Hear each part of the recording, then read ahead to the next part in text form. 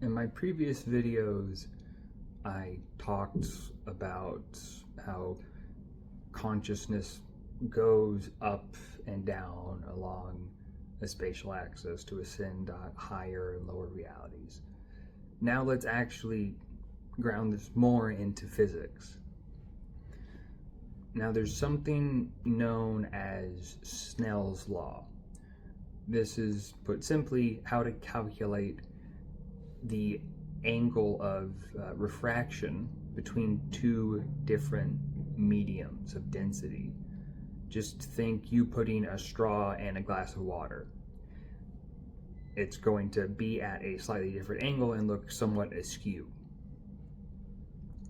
Now, if you take the angle of incident, or the sine of the angle of incident, and the angle of refraction and divide them, you get n, which is a constant. In this case, it is the constant speed of energy or light through a certain medium. And this was used by Johann Bernoulli in 1697 to help calculate the angle of fastest descent. Now, the angle of fastest descent is, imagine there's a marble at the top of a hill, and then there's an endpoint.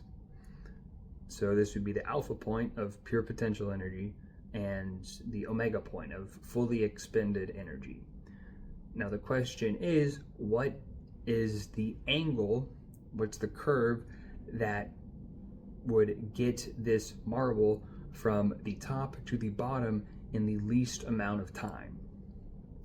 So he had actually taken this problem and turned it from a problem of mechanics and physical forces into a problem of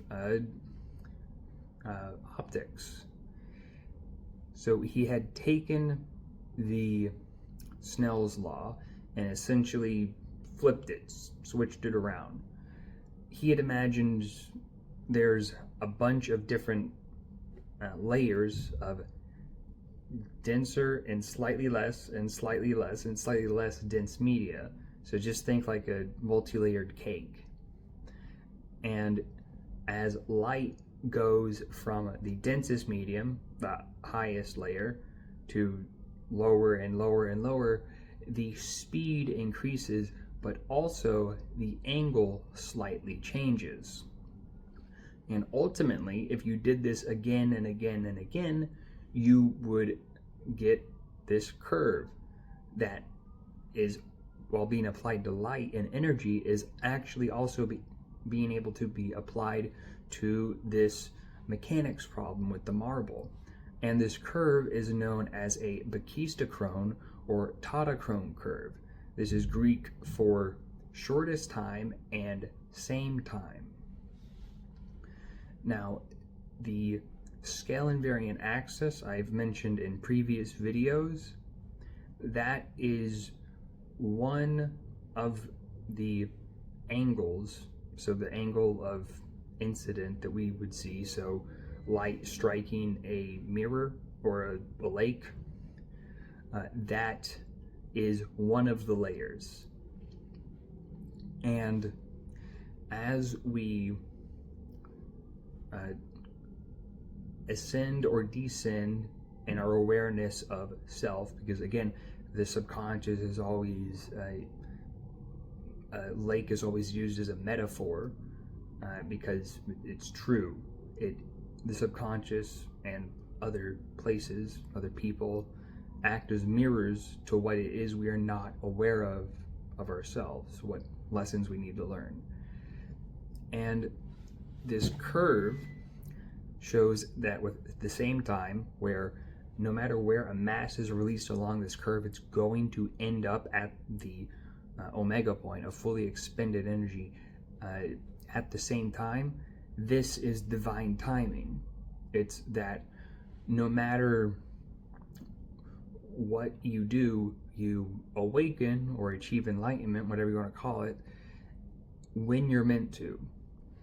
There are no wrong choices.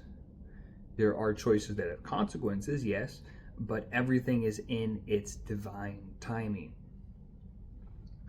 And this alpha and omega point are ultimately, just think it's, they meet in the center. Now, this brachistochrome curve is the shape that is made when you put a stationary point along the rim of a spinning wheel.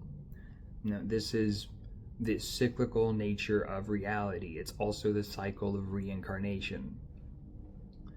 And the curve itself is, and by extension, the axis that goes between higher and lower realities, is ultimately just one line along a toroidal field. A toroidal field is just an electromagnetic field. Every being has one. Me, you, our brains and hearts also have two different ones, and even the being known as God has one. Because again, going back to the fractals from earlier, we are made in the image of God as smaller fractal patterns to experience reality, which is ultimately also God. And this is what it means in Revelation when it says, I am the Alpha and the Omega, the beginning and the end. That's what it's referring to, is that God is everything. And when I say everything, I do mean everything, the good and the bad, because God is ultimately unconditional love. And if something exists, it is worthy of being loved unconditionally. That's not to say that we have to do that, because, we're human. It's something we should aspire to. And as we reach higher levels of consciousness, we can do that. But just because something is either good or bad, it's not exactly it. It's more so that there is something bad that is not reaching its full potential to enact the goodness that it has space to enact. It is clouded by seeing oneself as separate from everything else. That's ultimately what controls the flow of time, our perception of self in relation to the other, and also how much of a wall we have between our conscious and subconscious mind. Because time itself acts as a distributor of space. So the faster the flow of time, the more spatial axes you have access to. And by extension, the higher in density you go or ascend. So we can also apply